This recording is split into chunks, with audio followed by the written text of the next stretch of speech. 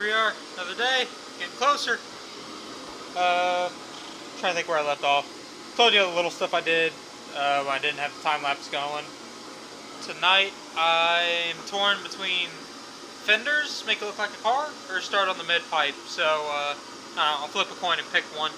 One thing I did do earlier today though, welded this little AN fitting on the inlet for the idle air control valve.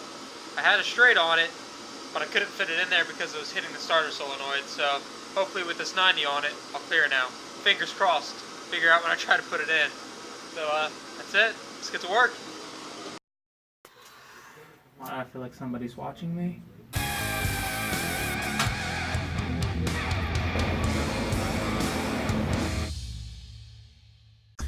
Might be hard for you guys to see it, but right there's the fitting.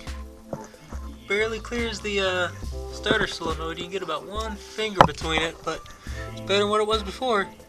So we'll put the set screw on it to hold it in place, and then we'll go ahead and put the idle air control valve hose on that goes up to the boost pipe.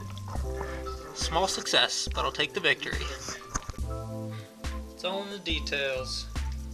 Little stuff like cleaning and painting an old bolt, to using a P-clip to hold the idle air control valve line, just so it doesn't ever, or hopefully it doesn't ever rub on anything, possibly get a leak, and then you got a boost leak you're chasing down a little bit. So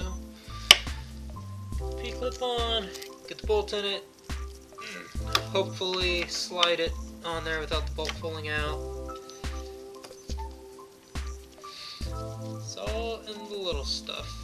This is why it takes forever to build a car that shouldn't have any issues versus throw something together that'll work, but typically is a time bomb until something happens and you got a failure, whether it's on track, on the way to the track, just anywhere, which I'm trying to avoid that experience, especially since I tend to drive this to almost all the events I go to. Don't have a truck and trailer at my disposal.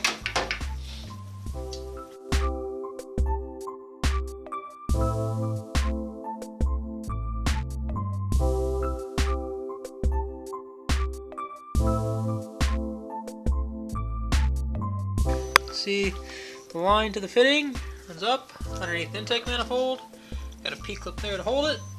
Up here to the union, and then out to the actual intercooler boost pipe. So just gotta snug up all the lines, and that part will be done. For the factory, come on, light, work with me here. Oh, sorry guys, I know this is bad. Trying to get lights down here for you. There we go. So we got the, this would be the mid pipe, and this is where the factory exhaust support bracket would be. That was probably loud. So this goes here. And honestly, you should have a flex in this section because everything from the turbo coming back is going to want to move to here before you hard mount it, essentially, because the transmission, bolts to the engine, all that stuff's solid, not moving too much. So you really want to get a flex section between there and here, but there's not really any good places to put one. That's about the only spot, so I might try to sneak one up there. Have to undo some work, but yeah, I need to get a flex section between there and here. Then here I can do essentially a solid mount, more or less, to the back of the transmission. And then from here I'll have a V-band, and I can start the exhaust, which will be like V-band, small straight section, resignator, and straight pipe the rest of the way out. But now that I'm under here and think about it, I think I might have to cut this up after I just got her kind of tacked together, so I can put a, like I said, a flex section in there.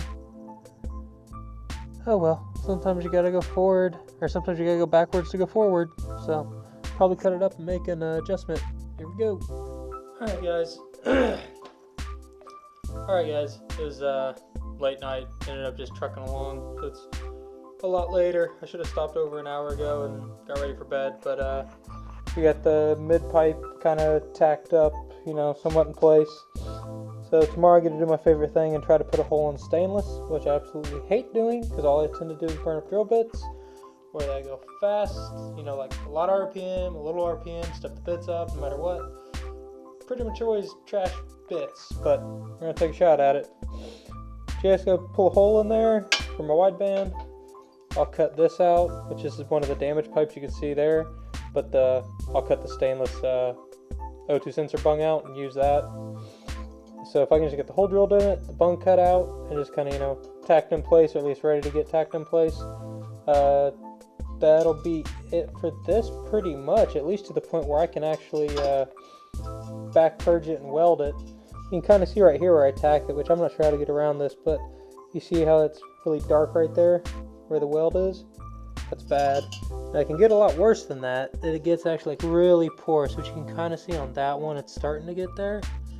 I'm just on and off the heat as quick as I can, and there's a gap, or just the burnt. That's what the oxygen does to the stainless if you don't have shielding gas on it. So this part is tack welding it together, I guess, though. So like I said, tomorrow hopefully we'll get all that stuff done at work, or at least ready, so I can work on it tomorrow night. Other progress on the car. I think that was it. I think that's all I did tonight. We just play around with the downpipe. Oh, we did the idle air control valve line. So at least got that bit done. I got a coupler coming so I can finish the put the intercooler pipe in. Once I get that in, then I'll put all the plug wires and stuff in. I'll start on the inlet pipe, which I'm still torn whether I'm just going to put a filter in the bay or actually run a pipe out of the bay. But yeah, I don't know if this will be the end of this video, or I'm just going to continue on to another video if there's not really enough, content. So I'm only trying to do a few minutes at a time, no more than like 6 or 7, because you guys get bored and not like it's too exciting. You're just kind of seeing me assemble the car little by little. So that's the end, and see you guys next time. If it's not the end, I'll see you in a few seconds.